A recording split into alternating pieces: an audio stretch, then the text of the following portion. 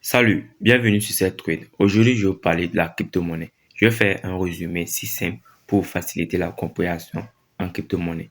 En vrai, la crypto-monnaie, c'est pas un truc qui est trop complexe. C'est juste que des mots-clés que vous n'arrivez pas à comprendre. Juste simplement ceci. L'objectif de ce cours, c'est de montrer le fonctionnement de la crypto-monnaie et aussi savoir exactement c'est quoi une crypto-monnaie et aussi savoir comment investir en sécurité en réalité. Parce que plus de 1000 personnes en moyenne se font pirater par leur portefeuille de crypto-monnaie. Donc, aujourd'hui, je vais vous expliquer et aussi donner quelques méthodes de sécurité. Avant tout, on va commencer à d'abord, c'est quoi la crypto-monnaie?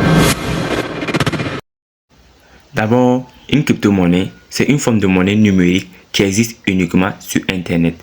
Elle ne dépend qu'aucune banque, qu'aucun gouvernement et fonctionne grâce à une technologie appelée blockchain. C'est une monnaie décentralisée, sécurisée et rapide à transférer partout dans le monde.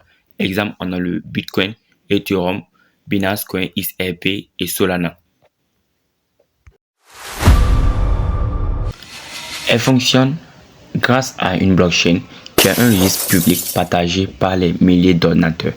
Et sur ce registre, on a la sécurité, la décentralisation. Et côté sécurité, c'est-à-dire chaque transaction est vérifiée par le réseau avant d'être validée.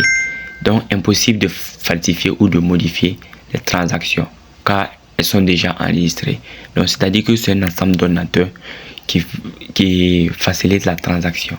Donc, si ces ordinateurs-là n'exécutent pas ou ne valident pas la transaction, donc la transaction ne va pas se dérouler. Et là, maintenant, une fois que la transaction est enregistrée, tu n'as pas accès à le dépenser. C'est-à-dire, tu fais un achat, après tu lui dis non, tu veux le faire encore avec le même montant et le même coût, là, ça ne va pas marcher. Parce qu'une fois que tu fais la transaction, c'est fini. Il faut faire une autre transaction. Côté décentralisation, c'est-à-dire il y a un seul serveur et ce sont des milliers de donateurs qui maintiennent le réseau. Et ce fonctionnement se fait par des consensus.